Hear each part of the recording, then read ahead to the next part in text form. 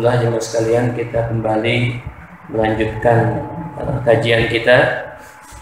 Di minggu yang lalu kita mengkaji tentang maksiat hati. Kita masih melanjutkan bab tentang maksiat hati.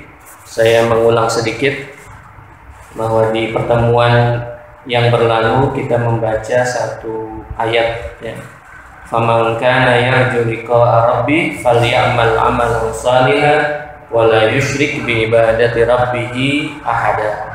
Siapa yang ingin liqa dengan Tuhannya, faman kana yarju liqa'a rabbih falyamal 'amalan shalihan, maka berbuat amal salihlah, wa la yusyrik bi ibadati rabbih, dan tidak boleh mensyirikkan ibadahnya kepada Allah. Artinya menduakan ibadahnya karena ingin dilihat, atau karena ingin didengar orang, atau karena ingin dicatat sebagai orang baik, atau lain sebagainya.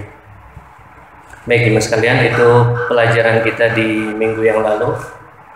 Selanjutnya, dari salah satu maksiat hati adalah wasyakku fillah. Syak, ya, bukan saku isinya duit, ya. Syak itu artinya raib, ya. Kan di dalam Al-Quran disebutkan dzalikal kitabu la raiba fi, ya.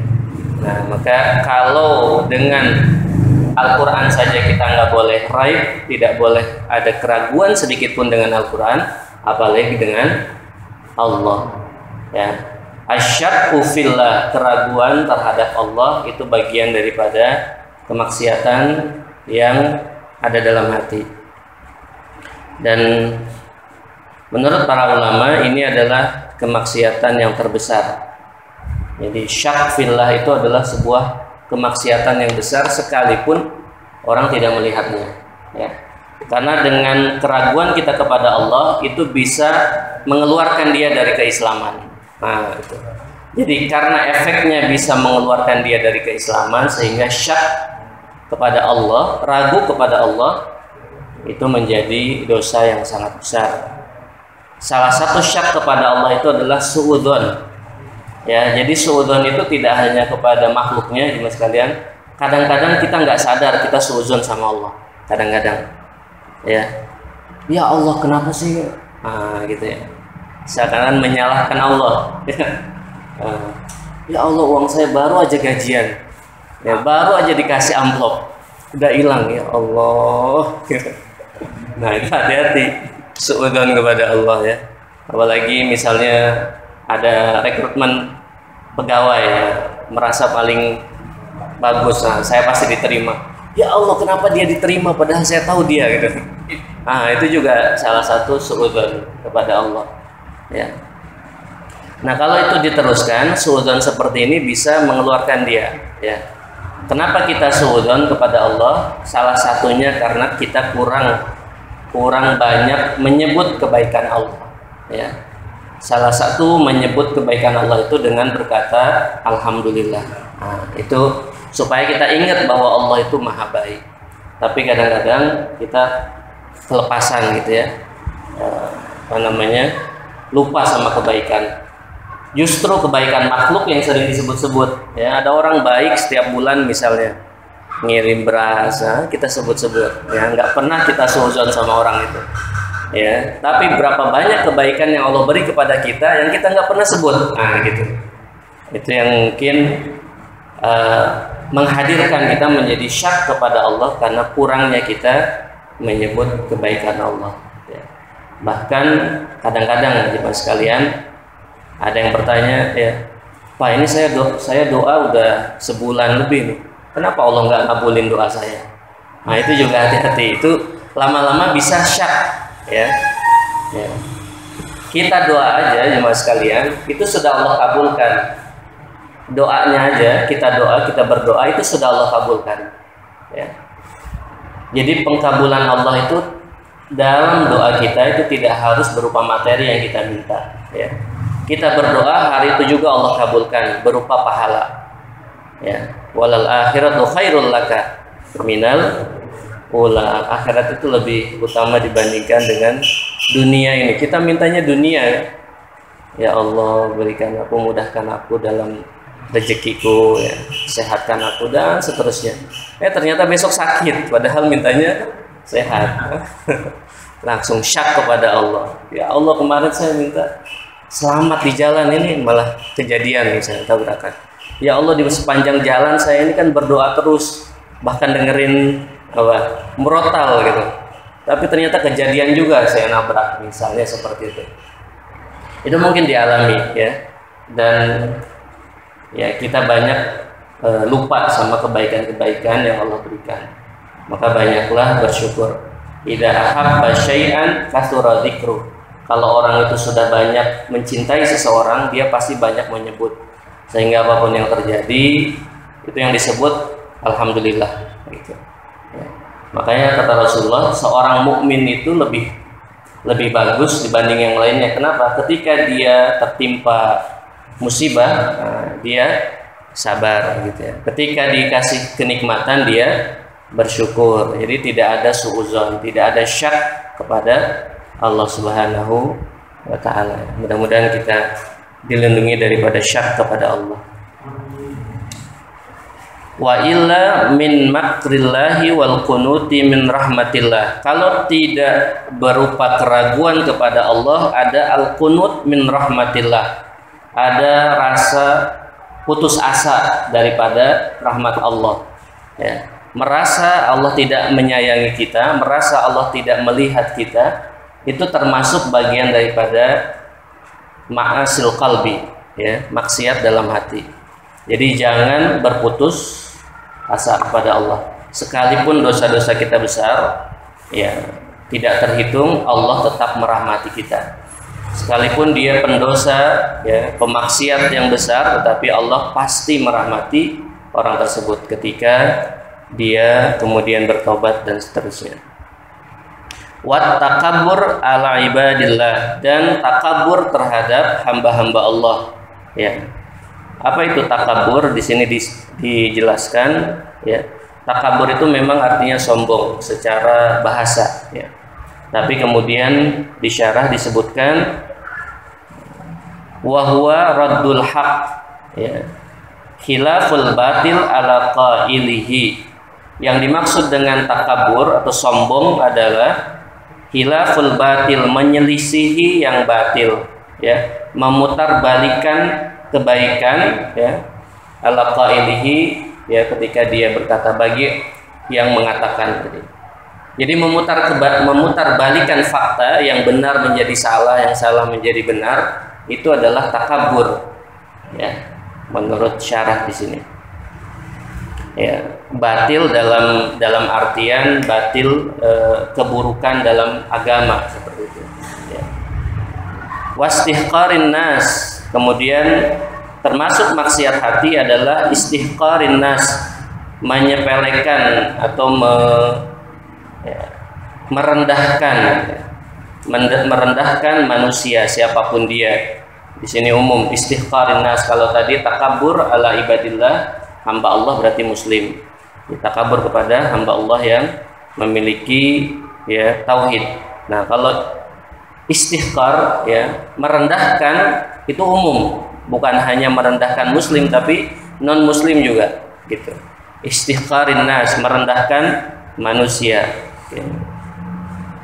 Baik mas kalian, istihqarin nas al istihza'u bihim, ya, wa ru'yatuhu annahu khairun min katsirin min khalqillah. Dia meyakini bahwa dia lebih baik daripada kebanyakan makhluk Allah.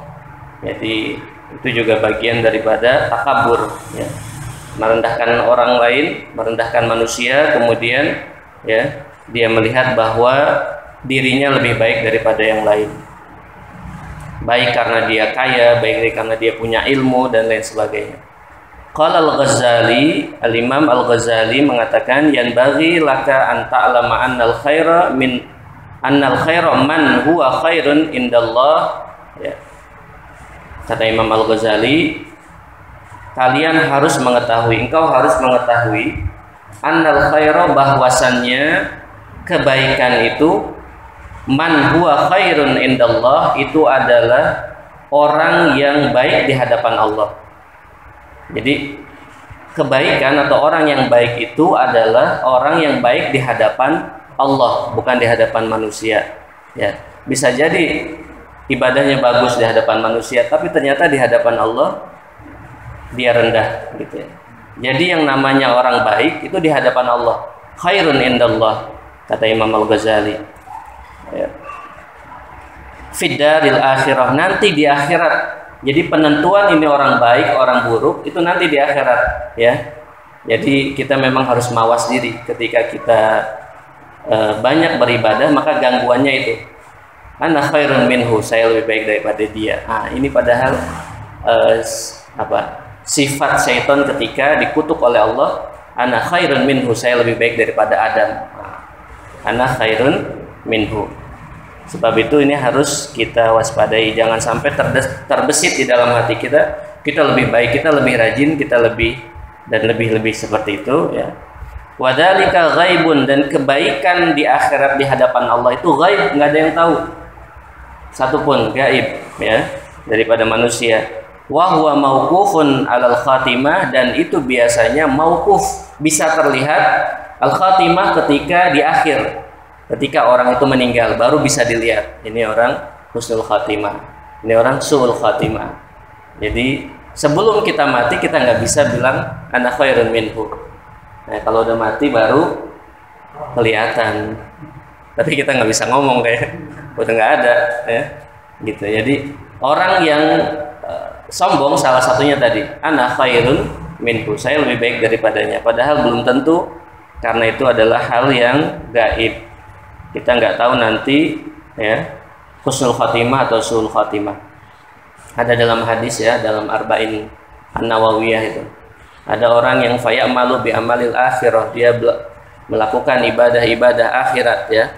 Fayasbiqu alaihil kitab, ternyata kitabullah di Lauhul Mahfuz dia ditulis, ya, bahwa dia min ahli syarr, ya. Kemudian tibalah dalam kematiannya, ya. Fayasbiqu ahlil kitab, ya, fayamalu bi amalid dunya, kemudian dia melakukan ibadah-ibadah dunia, bukan ibadah, kelakuan-kelakuan dunia, ya. Kelakuan yang buruk seperti itu, ya, maka dia mati dalam keadaan su'ul khatimah. Ada juga yang kesehariannya dalam hidupnya dia buruk, tapi kemudian fayasbiqu alaihil kitab, fayamalu bi amalil akhirah, kemudian dia melakukan ibadah akhirat, ya, di akhir hayatnya dia bertobat, dia kemudian terus melakukan ibadah sampai wafat.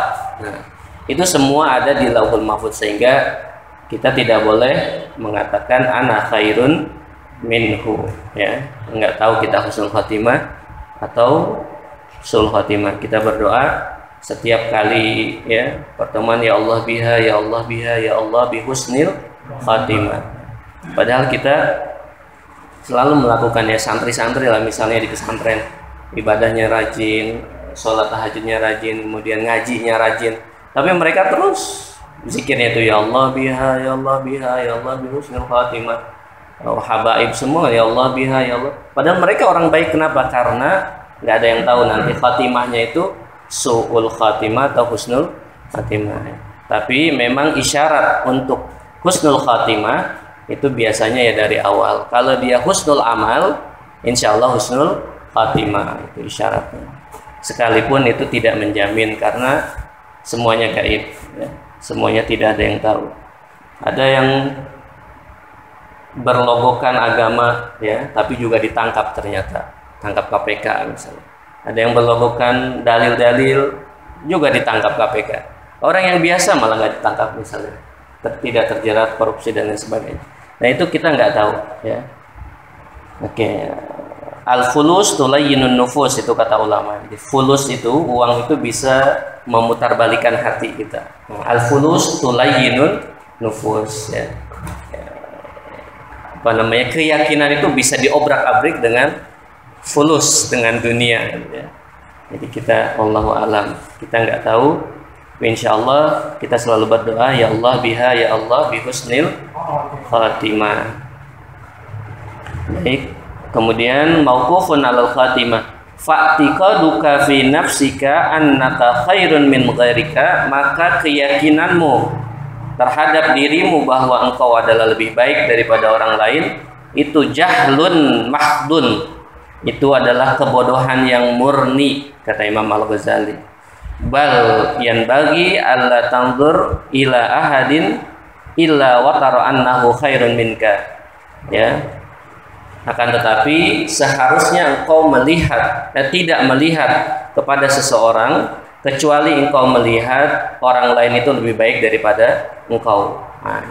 Jadi harus dibalik mindset kita. Dia lebih baik daripada saya. Ya, dia lebih baik daripada saya karena nggak tahu itu tadi, karena nggak tahu khatimahnya tadi. Ya.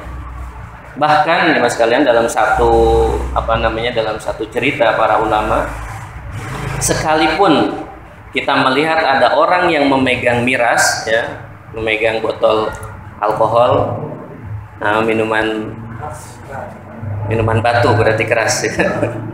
Minuman keras, dia megang tuh minuman keras, ya. Kita nggak boleh seuzon sama dia, ya. Bisa jadi, maka kita harus, kalau kata para ulama, kita harus mentakwil, harus mencari hal yang lain. Oh, bisa jadi tuh botol miras mau dibuang, ya.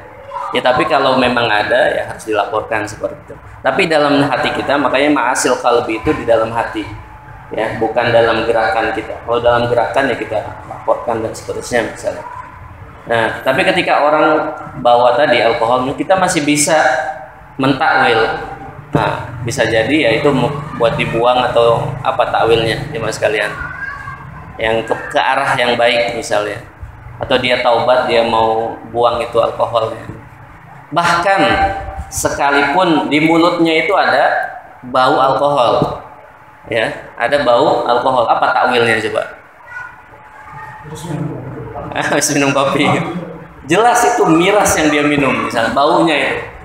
Lah kok kita tahu gitu, jangan-jangan kita juga jangan-jangan pelaku juga kita. Nah, nggak sengaja, lupa. Kita masih bisa takwil jemaah sekalian. Apa takwilnya? Misalnya, oh dia langsung taubat, dia langsung buang itu tadi alkohol yang dia minum, misalnya gitu ya. Ya, jadi nggak ada kita bilang saya lebih baik daripada dia. Dia bisa jadi, ya, kalaupun zohir dia benar minum alkohol, ya, kita tetap nggak bisa tahu, ya, kecuali yang sudah berakhir tadi, yang sudah khotimah tadi. Ini peminum, ya, kita bisa mengambil ibarat. Ya. Makanya kaidah untuk menceritakan keburukan orang itu ketika keburukan itu menjadi kebaikan buat orang lain, ya. Salah satunya yang boleh kita ceritakan itu keburukan-keburukan yang sudah diabadikan dalam Al-Quran, karena mereka sudah wafat semua. Misalnya Fir'aun, Qarun, Namrud, semuanya kita ceritakan. Kan itu keburukan, kok nyeritain orang lain, nyeritain keburukan orang, ya. Nah, untuk mengambil ibrah tadi, ya. Ya Allah hanya menceritakan keburukannya, bisa kita nggak boleh gitu, ya. Jadi menceritakan aib orang lain itu boleh jadi, ya, itu menjadi kebaikan bagi orang kita, ya. Apalagi dalam dunia ilmu hadis, mas kalian, ilmu hadis itu harus bebas daripada orang-orang yang tadi yang buruk, ya. Jadi periwayat hadis itu harus murni, mereka itu mahrumatun muru'ah. Muru'ahnya itu atau keadaan fisik dan keseharian itu harus benar-benar terjaga. Oh, ternyata dia minum kopi sambil ngerokok sambil jalan misalnya, udah coret, nggak jadi itu, ya. Ini saya pernah cerita, ya, Imam Bukhari itu ketika, padahal ini perjalanan beliau jauh untuk bertemu sama orang ini yang punya hadis, karena beliau mendengar dari fulan, mendengar dari Rasulullah. Jadi Imam Bukhari harus ketemu beliau untuk mendengar hadisnya itu tadi. Sampai ke sana ternyata apa yang dia lakukan? Dia lagi manggilin kucing, ya. Biasa kita kan kalau ada kucing, ya kita gitu kan. Dia datang, Imam Bukhari perhatiin, Imam Bukhari melihat, ya. Ternyata nggak dikasih makan. Ya kan kalau kita biasa, ya, ada kucing nggak dikasih makan, ya, Imam Bukhari langsung coret orang, ya. Jadi orang tadi dicoret dari periwayatan hadis, nggak masuk ke hadis Imam Bukhari. Sehingga dalam kitab Imam Bukhari itu hadisnya hadis yang paling sahih dibandingkan hadis-hadis yang lain. Kenapa? Karena ketat, ya, Imam Bukhari ketat, ya. Seperti itu. Nah, jadi Kenapa Imam Bukhari tidak meriwayatkan dari hal yang seperti itu? Karena itu menurut beliau adalah tidak mahrumatul muru'ah, tidak menjaga diri gitu. Seperti itu. Nah, kalau yang begitu saja bisa diceritakan, boleh diceritakan untuk kebaikan tadi, untuk menjaga agama kita. Baik, kita jemaah sekalian, menurut Al-Imam Al-Ghazali maka kita harus meyakini bahwa orang lain itu bisa jadi khatimahnya lebih bagus daripada kita. Annahu khairun minka wa annal fadla lahu, dan kemuliaan atau kelebihan itu dimiliki orang tersebut ala nafsika, dibanding dirimu ya. Ini udah masuk kajian dalam nih ya. Jadi kajian yang tasawuf ya, kajian yang dalam. Baik, selanjutnya daripada kemaksiatan hati adalah wal hikdu wa huwa idmarul adawah. Al hikdu itu dengki, dendam, sakit hati. Nah, salah satu kemaksiatan hati adalah al-hikdu wa huwa idmarul adawah. Karena dia sakit hati, karena dia hasud ya. Kemudian idmarul adawah, permusuhannya itu disamarkan. Dia benci sama orang tadi tapi disamarkan.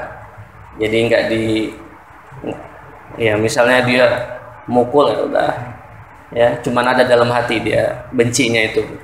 Nggak ngeluarin omongan kasar, nggak ngeluarin kata-kata. Itu juga bagian daripada kemaksiatan hati ya. Al-hikdu wa huwa idmarul adawah. Jadi menyamarkan permusuhan. Idza amila bi muqtadahu wa lam yakrahu ya. Bi an yatarabas li farsatiha wal hasadu wa huwa karahiyatun ni'am lil muslim. Jadi tadi ada al-hikdu, ada al-hasad. Kalau tadi al-hikdu itu adalah idmarul adawah, menyamarkan permusuhan kepada orang lain. Kalau hasad, karahiyatun ni'mah lil muslim, dia benci orang muslim dapat nikmat ya, itu hasad. Jadi ada al-hikdu atau al-haqdu, ada al-hasadu. Al-haqdu atau al-hikdu wal hasadu. Karahiyatun ni'mah lil muslim, dia tidak menyukai orang muslim mendapatkan nikmat. Ai indahu wastifqaluha, dan berat rasanya hatinya menerima kalau orang lain dapat nikmat ya.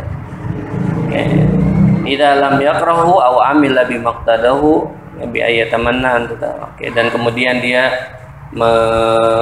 berangan-angan anta tahawala minhu ilaihi, nikmat itu berpindah kepadanya. Jadi hasad itu seperti biasa kita yakini ya, hasad itu tidak menyukai saudara kita muslim mendapatkan nikmat, kemudian dia berangan-angan kenikmatan itu juga didapat oleh dia, atau justru kenikmatan yang dia dapat pindah ke saya gitu. Nah, itu hasad. Itu juga bagian daripada kemaksiatan di dalam hati seperti itu. Baik, jemaah sekalian, masih ada pembahasan lainnya. Namun sebelumnya silahkan jika ada yang mau didiskusikan, diskusi yang bebas jemaah sekalian. Tidak harus sesuai dengan apa yang kita baca hari ini. Silahkan jemaah, mungkin ada yang mau disampaikan, ada yang mau ditambahkan.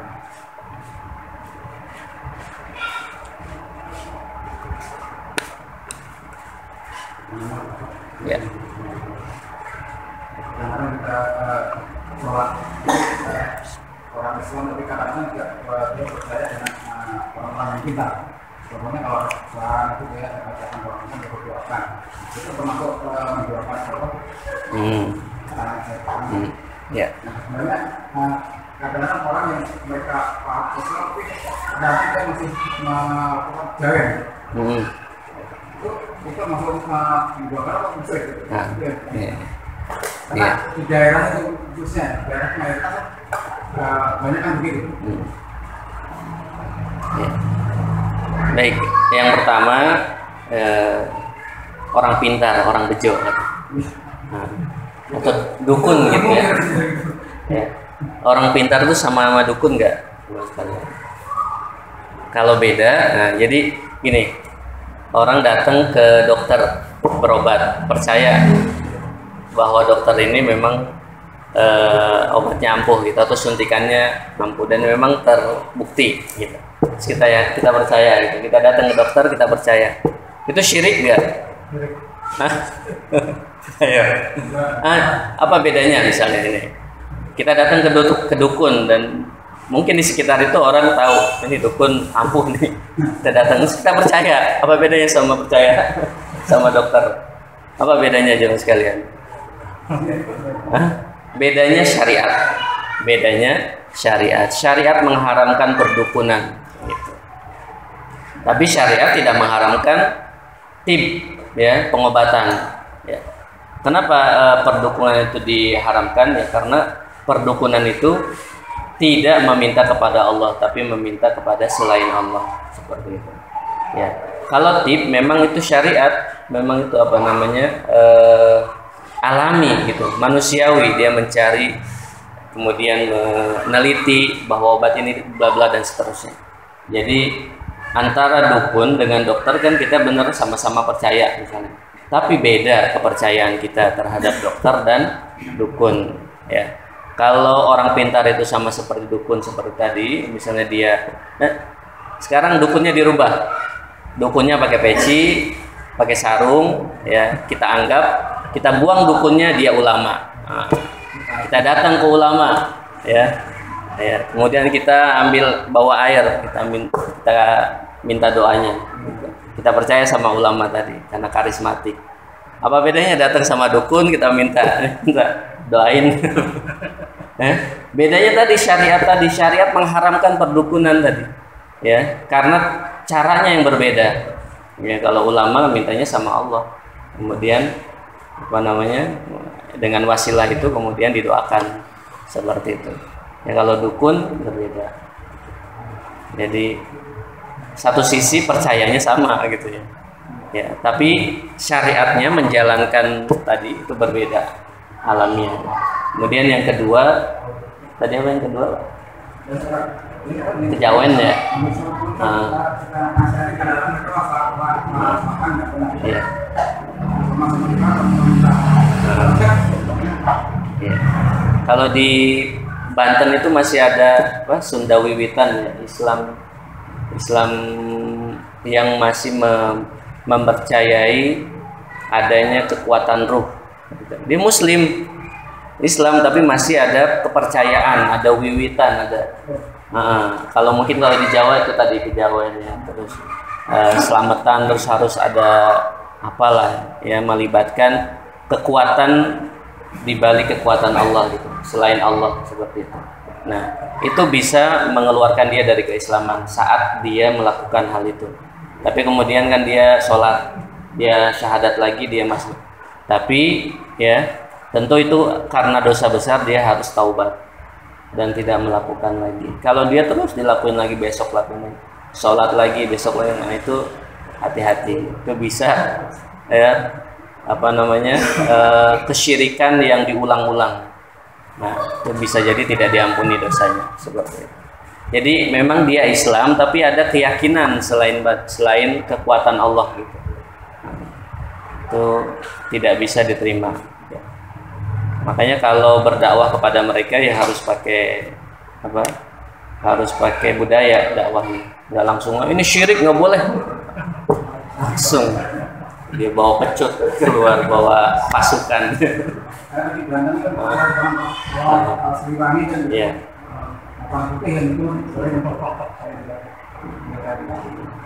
Ya, silat-silat juga hati-hati tuh, silat yang meminta kepada bantuan jin itu juga hati-hati. Tapi kalau silat yang alami kan sebenarnya silat itu untuk, kalau sekarang ya jemaah sekalian, silat itu kan biar sehat, bukan menjaga diri. Ya, karena sekarang maling-maling udah bawa pistol, gimana mau jaga? Bawa pistol ya, bawa dan sekalian. Jadi ya harus menjaga kita daripada kesyirikan yang berbuat yang bisa mengeluarkan kita dari keislaman. Itu saya kira.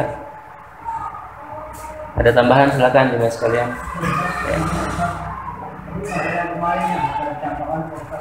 Ya.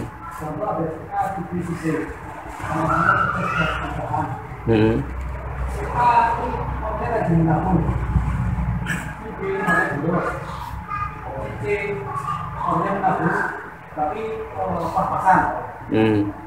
Pertanyaan saya, begini sama nih, 3 bulan sih. Itu adalah, tapi si kayu ini karena dia di langsung terus. Karena mobilnya saya bocor, kemudian di sini saya kemudian, nah, oke baik. Ini, kalau di, dia nabung, simpan aja. Nah, si A, itu kalau berpikir, berarti banyak. Si A ini, karena investasi, dia keluar. Si B, bisa. Si C, koleksi untuk uang nabung. Jadi investasi. Nah, ini kalau mereka antara staff di sisi yang orangnya benar. Nah, kalau kita si C ini banyak tapi gampang pakai lah. Oke ya. Kalau yang sini satu dan di rumah.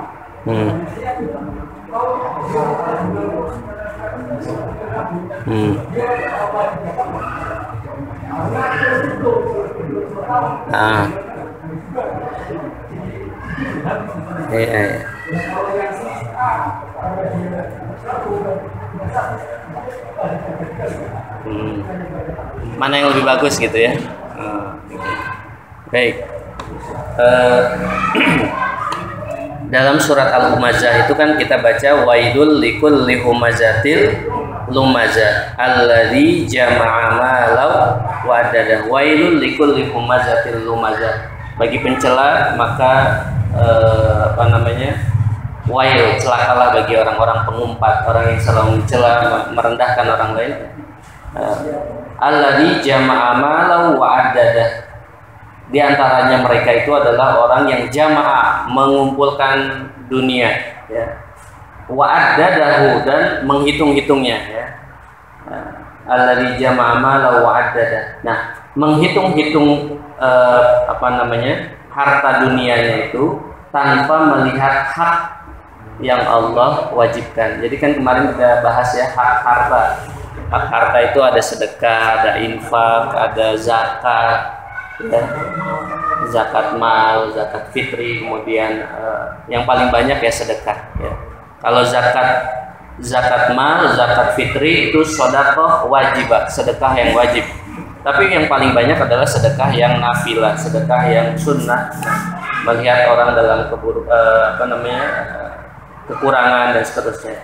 Kalau dia terus menghitung-hitung uang tanpa melihat tetangganya kelaparan, sekelilingnya ada yang belum makan dan seterusnya, itu yang masuk ke tadi wail, celaka, ya. Tapi kalau dia menghitung uangnya, memang dia miliarder, kemudian tapi untuk sekitarnya dia dermawan, untuk hak harta, untuk hak akhiratnya juga dia lakukan.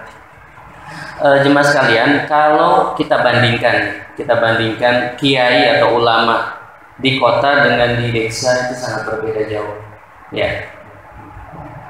Almarhum guru kami Kiai Ali Mustafa Yakub itu mobilnya ketika kami lulus ya 2011 itu mobilnya udah Fortuner, mobil beliau, padahal ulama, kok mobilnya Fortuner gitu?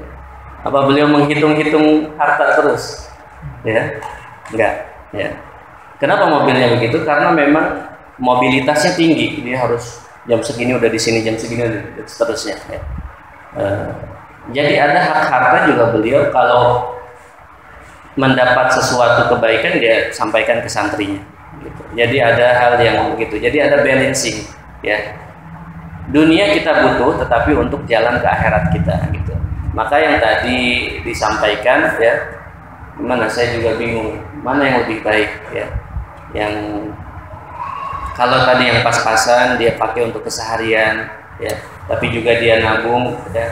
Kalau dibandingkan dengan yang tadi yang lebih banyak, kalau dia memang menggunakan haknya untuk hartanya tadi untuk dunia dan akhiratnya, itu lebih bagus yang A tadi, ya. Jadi penggunaannya kemana seperti itu? Dan kalau di hadis tuh dari mana hartanya dan untuk apa gitu kan? Depan belakang ditanya, sebelumnya dari mana, setelahnya dikemanain gitu. Mau orang miskin, mau orang setengah kaya, mau orang kaya, semuanya begitu.